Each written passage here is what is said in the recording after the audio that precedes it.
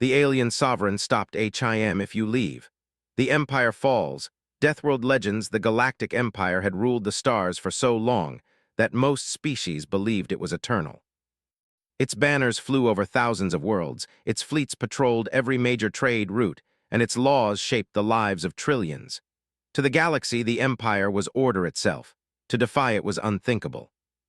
Yet in the heart of the imperial capital, inside a chamber older than many civilizations, one being stood before the throne and calmly asked to leave. He was human. The chamber was vast, built from black stone and living metal that shifted softly with light. Tall alien nobles filled the curved balconies, their bodies shaped in countless forms, scaled, furred, crystalline, and things that did not fit simple words. At the center, seated upon the sovereign throne, was the alien sovereign, ruler of the empire. His presence alone bent the air, a reminder of power earned through centuries of conquest and control. The human stood alone on the polished floor. He was not tall compared to some species, nor strong-looking beside warriors bred for combat. His uniform was simple, worn from use, marked with symbols of battles fought across dozens of systems. His hair was dark, touched with gray. His eyes were steady, tired, and very human. "I request release from Imperial service," he said. The words echoed through the chamber like a fracture in stone. For several long seconds, no one spoke. Some nobles shifted in disbelief. Others leaned forward, sensing danger. A few felt something colder, fear. The sovereign studied the human carefully. "You understand what you are asking," the sovereign said at last, his voice layered with harmonic tones that resonated through bone and thought. "You are not a common officer, you are not replaceable." The human nodded once. "I understand." The sovereign's gaze sharpened. "Then explain why you would abandon the empire now." The human did not answer immediately. His thoughts drifted far from the chamber, far from the throne. He remembered a blue sky, heavy rain, the smell of soil after a storm. He remembered voices that sounded like home. "I have given the empire everything I had," he said finally. "My years, my ideas, my instincts, I have nothing left to give." Murmurs spread through the chamber. Some nobles were offended. Others were confused. A few knew enough history to be alarmed. The sovereign raised one hand and silence returned. "You were born on a death world," the sovereign said. "A planet classified as hostile to life, high gravity, unstable climate, predatory ecosystems. You should never have survived long enough to stand here." "That's true," the human replied simply. "When our scouts first encountered your species," the sovereign continued, "they believed humanity would destroy itself within centuries. Internal conflict, resource wars, emotional instability." The human's lips twitched slightly. "We almost did.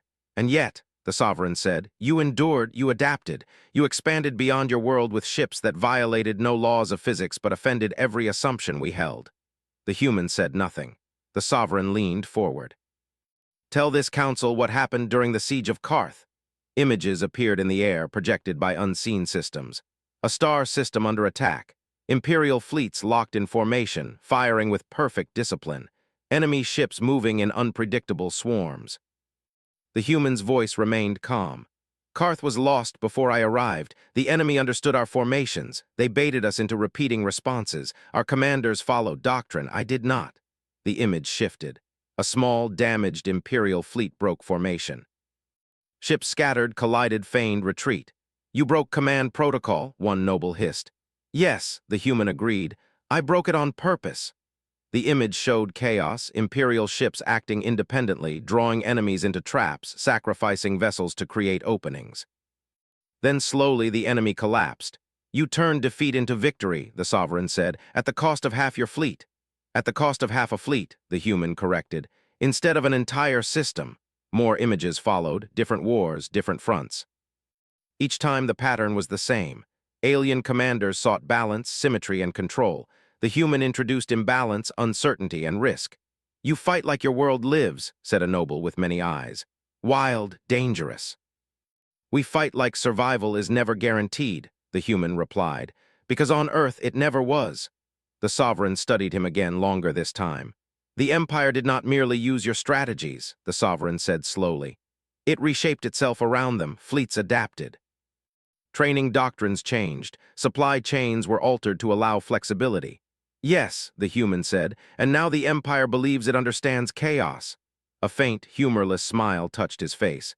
"It doesn't," the sovereign's voice lowered. "If you leave, instability will follow." "Yes," the human said, "it already has." A ripple of unease spread through the chamber. The sovereign gestured and data streams filled the air, border tensions, delayed responses, command disagreements. "These are minor fluctuations," a noble protested. "For now," the human said, "because people are still asking what I would do, soon they will stop asking, and then they will rely only on rules." The sovereign rose from the throne. The chamber seemed smaller suddenly, as if the walls themselves leaned in to listen. "You are not threatening the empire," the sovereign said. "You are warning it."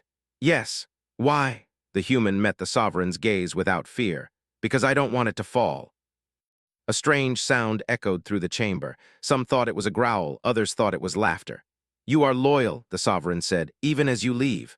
"I'm human," the man replied. "We care even when we walk away." Silence returned.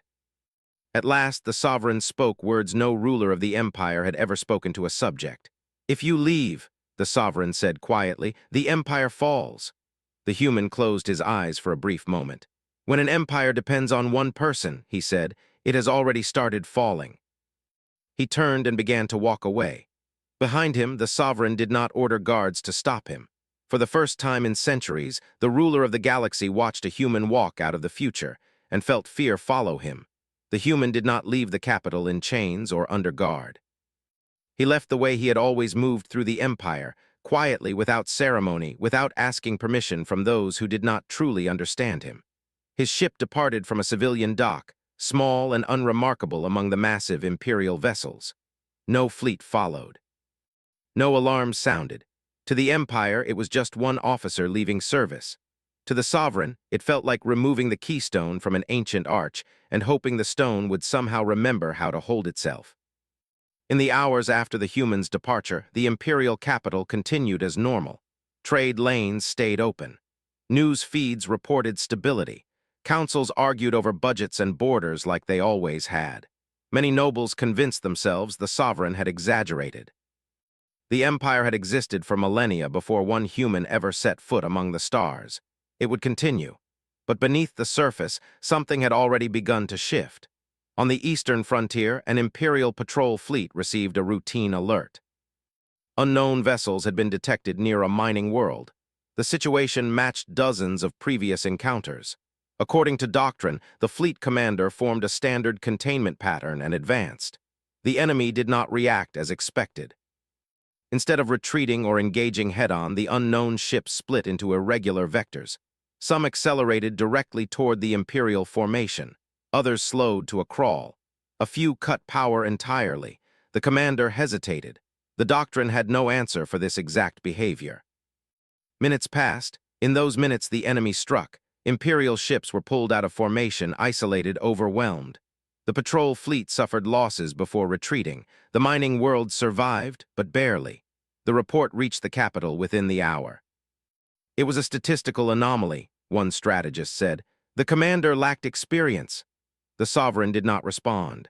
On another front, a trade dispute escalated into violence when negotiations stalled. The empire's envoy followed protocol, offering concessions in measured steps. The opposing faction interpreted restraint as weakness. By the time reinforcements were requested, the spaceport was already burning. More reports followed. None were catastrophic. Each could be explained away, but taken together, they formed a pattern the sovereign recognized too well. The empire was reacting instead of anticipating. In the quiet of the sovereign's private chamber, the ruler reviewed old recordings, battles where the human had intervened. Moments where defeat had turned into survival through actions no algorithm had approved. Each time, the human had acted not because the data supported it, but because his instincts told him the situation was about to change. The sovereign understood now what the human had meant. The empire had learned his answers, not how to think like him. Meanwhile, far from the capital, the human watched the stars stretch into lines as his ship entered faster-than-light travel. He sat alone in the cockpit, hands resting loosely, eyes half closed. He felt the familiar weight lift from his chest. For the first time in years, there were no incoming messages, no urgent decisions, no lives balanced on his next sentence. He should have felt relief. Instead, he felt uneasy. He had not lied to the sovereign. He did not want the Empire to fall, but he also knew that humans could not carry systems forever. Eventually, something had to learn to stand without them. His destination lay beyond imperial borders, near a cluster of independent stations and human settlements. Places where people argued loudly, fixed problems with improvised tools, and trusted judgment more than rank. Places that felt alive. As the ship traveled, memories surfaced uninvited. He remembered his first day among the stars. The way alien officers had spoken slowly around him, as if volume could replace understanding. He remembered being assigned to simulations no one else wanted because they were unsolvable. He remembered solving them by breaking rules that made sense only in theory. He remembered the looks on their faces when it worked. Humans had not been the strongest species the Empire encountered, not the fastest or the most advanced, but they were the only ones who had grown up expecting the world to go wrong. That expectation had shaped everything. Back in the capital, the Sovereign convened a restricted council. Only those with the highest clearance were summoned. Even then, many did not understand why urgency had replaced ritual. "You are overreacting," said a military overseer. "We have contingency systems." "You have contingency responses," the Sovereign replied, "not contingency thinking." Another noble leaned forward. "The human is not unique. Others can be trained." "Others can be trained to follow," the Sovereign said, "not to improvise under existential pressure." A data analyst interrupted. "Enemy movements are increasing across multiple fronts. They are probing us." "They always probe," a noble scoffed. "Yes," the analyst said, "but now they are not being punished for it." Silence followed. The Sovereign looked at the assembled leaders. "You believed the Empire's strength was its scale," the Sovereign said. "Its fleets, its unity, you were wrong." The Sovereign activated a projection. It showed a single human battlefield recording. The human stood amid wreckage, issuing orders while explosions lit the void. "Our strength was adaptability," the Sovereign continued, "and we outsourced it." The words struck deeper than any accusation. On the fringes of imperial space, an enemy coalition watched carefully. They had studied the Empire for generations, every formation, every response. Every rule. For the first time, they sensed hesitation, predictability. "This is the moment," their leaders agreed. Small victories emboldened them. Larger strikes followed, not coordinated enough to trigger full mobilization, not small enough to ignore. The Empire struggled to decide. Within days, rumors spread through military channels. Officers whispered that things felt wrong. That command delays were growing. That decisions were being made by committee instead of instinct. Some spoke the human's name quietly, not as blame. As absence, the Sovereign requested a direct channel to the human's ship. The request was transmitted across known routes carried by automated beacons. Days passed with no reply. The human received the message eventually. He stared at the blinking indicator for a long time. His hand hovered over the control. Then he powered it down. Not yet, he thought. The Empire needed to feel the weight of what it had leaned on. As he approached human space, signals grew louder, less structured. Music bled into open channels. Arguments broke out over docking priority. Someone cursed loudly about a broken thruster and asked for help. The human smiled despite himself. At a rotating station built from mismatched modules, his ship docked with a heavy clang. No honor guard waited. No officials bowed. A mechanic waved him over with an oil-stained hand. "You look like someone who needs a drink," the mechanic said. "Yeah," the human replied. "I do." As he walked through the station, life pressed in around him. Humans argued, laughed, repaired things that should not work anymore. They adapted without realizing they were doing it. He felt the tension ease slightly. Far away, the Sovereign watched another report arrive. A frontier world had fallen, not through overwhelming force, but through hesitation. The Sovereign closed all secondary channels and stared out into the endless dark. The human had been right. The fall would not come as one great collapse. It would come as thousands of small failures, each one reasonable on its own. And somewhere beyond the stars, a human was trying very hard not to turn around. The Empire did not realize it was losing the war when the First World fell. The official report used careful language. The system had been temporarily lost. Civilian evacuations were partially successful. Military resistance was described as within acceptable parameters. On paper, it was not a disaster. It was a setback. In reality, it was a warning no one fully understood. The fallen world had been loyal for centuries. Its defenses were strong. Its fleet was modern. But when the enemy arrived, the commanders waited. They requested clarification. They asked for confirmation from higher command. They followed protocol exactly. The enemy did not. They attacked supply depots instead of fleets. They disrupted communication relays instead of cities. They withdrew suddenly, only to strike again from a different angle. The Imperial forces responded correctly every time, according to the book. The book was wrong. By the time reinforcements arrived, the system had already been stripped of anything useful. The enemy left behind wreckage, confusion, and a message broadcast across open channels. The Empire is slow. That message spread faster than any fleet. Across Imperial space, officers read the report and felt something uncomfortable twist inside them. Not fear exactly. Doubt. They had spent their entire careers trusting that if they followed doctrine, the system would support them. Now the system hesitated. At the capital, the Sovereign received the unedited battlefield data. He watched it alone. No advisors, no counsel. He watched commanders pause at critical moments, waiting for instructions that never came. He watched enemies exploit those pauses with cruel precision. He watched an empire built on order struggle against opponents who embraced disorder. The Sovereign closed his eyes. "This is how it begins," he said softly to the empty chamber. Meanwhile, far from Imperial space, the human tried to pretend none of it concerned him. The station was loud, crowded, and imperfect in ways the capital never allowed. Corridors were patched with different metals. Signs were handwritten or half-burned. Systems failed daily and were fixed just enough to keep working. It felt like home. The human spent his days helping where he could. He fixed guidance software for cargo pilots. He argued with engineers about structural limits and then helped reinforce weak points with whatever materials were available. He shared meals with strangers who became friends in minutes. No one treated him like a legend. They treated him like a human. At night, he sat in his small rented quarters and stared at the stars through a scratched viewport. News drifted in through open channels. Nothing official, just rumors, fragments, overheard panic, frontier clashes, trade routes disrupted, allies requesting support and not receiving it in time. He told himself it was not his responsibility anymore. He told himself the Empire had chosen its path. But humans were bad at ignoring patterns, especially when those patterns meant people were getting hurt. One evening, a group gathered around a public display in the station's common area. A recording played on repeat. It showed an Imperial convoy under attack.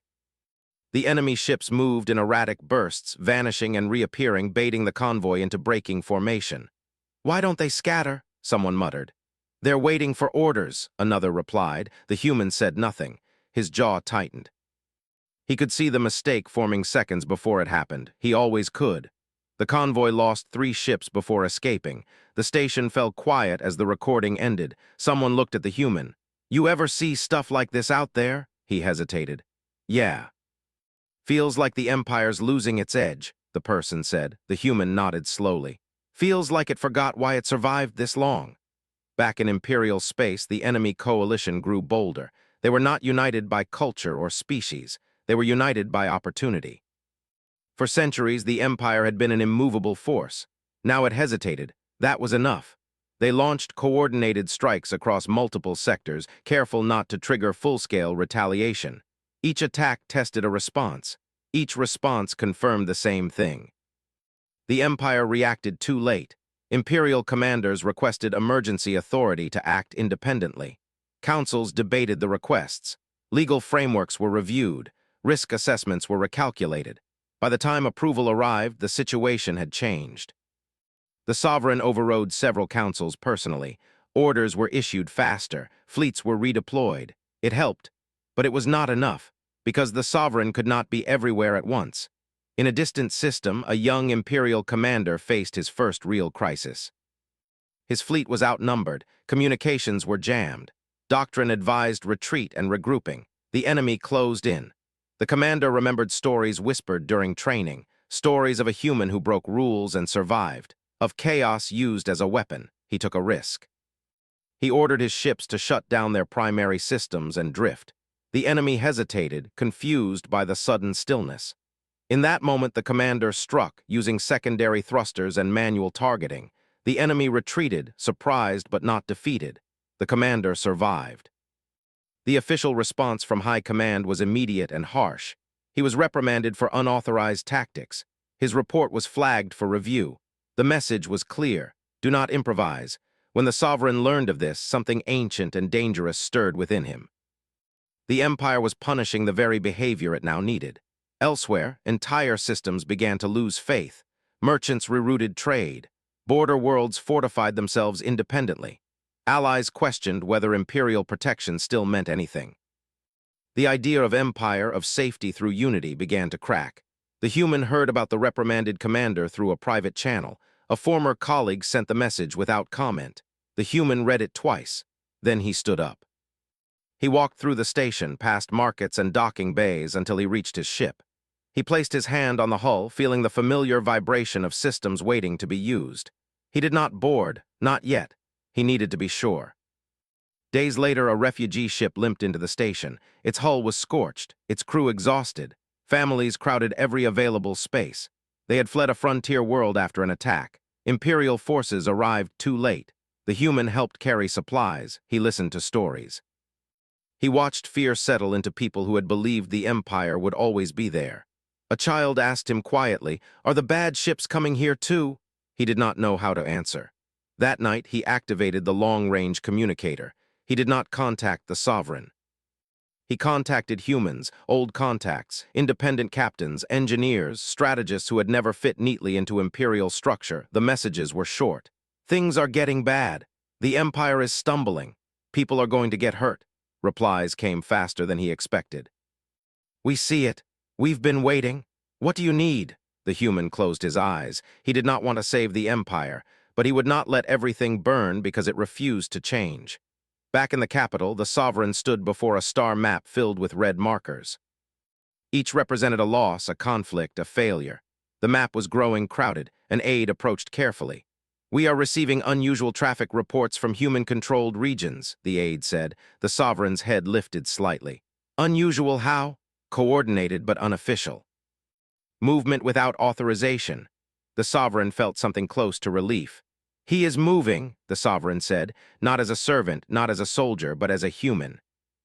And across the galaxy, the war entered a new phase, one where rules would be tested, systems would be broken, and the Empire would finally be forced to learn the difference between control and survival. The first sign that something had changed did not come from an Imperial fleet. It came from confusion. An enemy raiding force entered a border system expecting the same slow response it had seen for weeks. Their scouts reported no immediate movement, no standard formations, no predictable signals. Then their sensors began to fail, not all at once. Not cleanly, one ship lost targeting data, another detected false contacts, a third reported gravity fluctuations that made no sense. The raiding force slowed, trying to understand what was happening. That was when the human ships appeared. They did not come in a tight formation. They did not broadcast identification codes. Some arrived too fast. Others arrived drifting, almost invisible against the stars. A few came in from angles no standard jump calculations would recommend. The enemy panicked. They fired wildly, hitting nothing. Human ships scattered, reappeared, vanished again. They did not try to win quickly. They stretched the fight, exhausted the enemy, forced mistakes. When the battle ended, the enemy fled with heavy losses. No Imperial banners followed the humans. No official report was filed. But the message spread anyway. Something was hunting in the dark again. Back in the capital, the sovereign received fragmented intelligence reports. At first, analysts thought they were errors, unauthorized engagements, independent actors interfering with Imperial space. Then the pattern became clear. These were human tactics, not Imperial, not approved, but effective. The sovereign dismissed the council and ordered privacy fields activated. Alone, he allowed himself a long, slow breath. "He chose his own way," the sovereign said to the empty chamber. Across several systems, similar encounters followed. Enemy probes vanished. Supply convoys were disrupted. Communication relays were sabotaged without being destroyed, forcing confusion instead of collapse. Imperial fleets arriving afterward found the battlefield already decided. Some commanders were relieved, others were offended. High Command issued warnings against cooperating with unauthorized forces.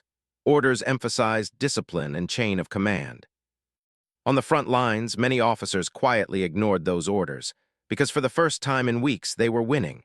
The human did not lead from a throne or a flagship. He moved constantly, one day advising a group of independent captains, the next arguing with engineers over sensor modifications, the next teaching young pilots why fear could be useful if respected. He never gave exact plans. He asked questions instead. What do you do when the enemy does something stupid? What happens when your equipment fails? What matters more, orders or people? Humans answered instinctively. Aliens struggled, then adapted. Not all of them. Some officers resisted. They wanted certainty, clear instructions, approval. The human did not waste time on them. Survival doesn't wait for permission, he said once simply. As victories quietly accumulated, something else began to change. Imperial commanders started making decisions faster. Some broke formation on purpose. Some acted without waiting for confirmation. Losses still happened, but they were smaller, less final. The Empire was learning again, painfully, unevenly. The enemy coalition noticed too. They could no longer predict responses. Ambushes failed, traps closed on empty space. Attacks met resistance that felt alive instead of mechanical. This is the human, their leaders realized. He is back. They argued about how to respond. Some wanted overwhelming force. Others urged caution. Too late. The human was not fighting the war directly. He was teaching others how to fight it without him. On a battered Imperial cruiser, a mixed-species crew prepared for an engagement. Their commander, once rigid and by the book, addressed them openly. "We don't have a perfect plan," she said. "We have a goal. Protect the civilians behind us." A junior officer hesitated. "What if command disagrees?" The commander met his eyes. "Then command can explain itself later." The crew nodded. They survived the battle. News of such actions spread, not officially, through shared stories. Through quiet respect. Back on the capital world, pressure mounted. Councils demanded answers. Why were unauthorized forces succeeding where official fleets struggled? Why were commanders disobeying orders? The sovereign listened to it all without interruption. At last, he spoke. "You built an empire that punished failure more than it rewarded initiative," he said. "Now you are surprised that people are afraid to act." Some protested, others remained silent. "You relied on one human to fix that contradiction," the sovereign continued. "That was our mistake." The room was very quiet. Meanwhile, the human stood on the hull of a station under repair, watching stars flicker through dust clouds. An old ally approached, a non-human strategist who had once doubted him openly. "You never planned to stay, did you?" the strategist asked. "No," the human replied. "I plan to leave things better." "Are they?" The human considered the question. "They're trying." A message arrived then, imperial encryption, high priority, the sovereign. The human stared at the identifier for a long time before accepting. The image of the alien sovereign appeared, tall and calm as ever. "You are interfering with imperial affairs," the sovereign said. "Yes," the human replied. "You are destabilizing existing command structures." "Yes, you are winning battles." "Yes," silence stretched between them. "You could return officially," the sovereign said, "with authority, with resources." The human shook his head. "Then nothing changes." The sovereign studied him. "What do you want?" "I want the empire to stop pretending control equals strength," the human said. "I want it to trust its people to think." "That will cause chaos," the sovereign said. "Yes," the human agreed. "Short-term. And long-term, survival." The sovereign looked away briefly. When he turned back, something had shifted. "Then teach," the sovereign said, "but do not rule." "I never wanted to rule," the human replied. The channel closed. After that, the empire changed its approach, not loudly, not officially, but enough. Restrictions loosened. Emergency autonomy was granted more often. Punishments for unconventional success quietly disappeared. Not everywhere, not perfectly, but enough. The enemy coalition launched one last major offensive, hoping to break the momentum. They committed fleets expecting to overwhelm scattered defenses. They met resistance that bent, twisted, and refused to break. Human-led groups disrupted supply lines. Imperial fleets adapted mid-battle. Commanders trusted their instincts. The offensive stalled, then failed. As the war cooled into uneasy silence, the human began to step back. He reduced messages. He declined meetings. He let others argue, decide, act. When asked why, he answered honestly. "If they still need me," he said, "then I failed." One evening the sovereign stood alone again before the star map. Many red markers remained. Some scars would never fade, but the spread had stopped, and aid approached. "We believe the crisis has passed." The sovereign nodded slowly. "And the human?" the aide asked. The sovereign allowed himself a small, rare smile. "He is leaving," he said, "which means we might survive." Far from the capital, a small ship powered up its engines. The human took one last look at the stars he had fought for, argued with, and nearly walked away from forever. He did not feel like a hero. He felt tired and satisfied. Behind him, an empire stood, wounded, changed, no longer leaning on a single deathworlder to think for it. Ahead of him waited uncertainty, which for a human felt exactly right. The galaxy did not celebrate the end of the crisis. There were no grand announcements, no victory parades stretching across star systems, no single moment that history could point to and call the end. The fighting slowed, then stopped, not because one side was destroyed, but because both sides understood something had changed. The Empire was no longer easy prey. Enemy fleets withdrew to their borders. Raiding groups vanished into deep space. The coalition that had formed around weakness quietly fractured when that weakness disappeared. Survival once again demanded caution. Inside Imperial space, people began to breathe again. Trade routes reopened, slowly at first. Refugees returned to damaged worlds to rebuild. Patrols resumed, not as rigid lines in space, but as flexible webs that adjusted to threat instead of waiting for it. Commanders still made mistakes, but now they owned them. The human watched all of this from a distance. His ship drifted beyond the main lanes, engines idling low. He no longer received constant updates. He had stopped asking for them. The Empire needed space, real space, and mental space to become something new. He sat alone in the cockpit, staring at a star that burned softly against the dark. He felt the familiar pull to stay alert, to analyze, to prepare for the next problem. He let it go. For the first time in a long while, the next move did not belong to him. On the capital world, the alien sovereign stood before the High Council. The chamber was the same one where the human had asked to leave, but it felt different now. Less certain, less rigid, more alive. "You believe the threat has passed," one counselor said carefully.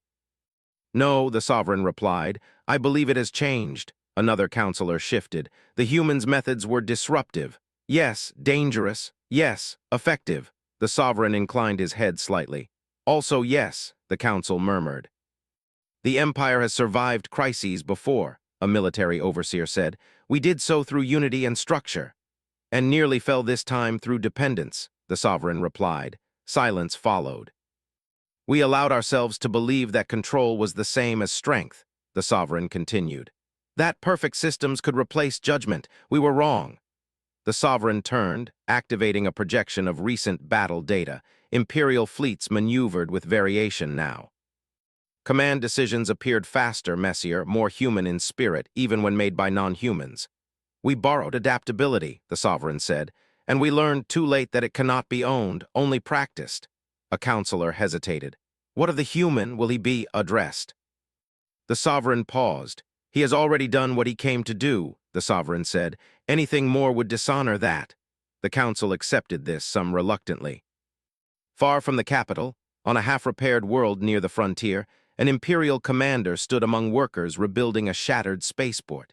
She was the same officer who had once been reprimanded for drifting her ships and attacking without orders. Now no one mentioned the reprimand. A young officer approached her. "Command is asking how you want to proceed if the enemy returns." She considered the question. "We'll respond based on what's happening, not what we expected to happen." The officer nodded as if that made perfect sense. Across the Empire, similar conversations took place. Quiet, practical, unremarkable, that was how real change always looked. The human docked at a small, independent station weeks later. No one recognized him at first. He liked it that way. He helped unload cargo, shared stories over cheap food, listened more than he spoke. One night, a group gathered near a viewport, watching distant traffic lights blink against the dark. "Hard to believe the Empire almost cracked," someone said. "Almost," another replied. "It did crack." The human smiled faintly. A woman beside him asked, "You ever think it'll happen again?" "Yeah," the human said. "Everything breaks eventually." "That doesn't bother you?" he shrugged. "What matters is whether it learns." She studied him. "You talk like you've seen it happen up close." "I have."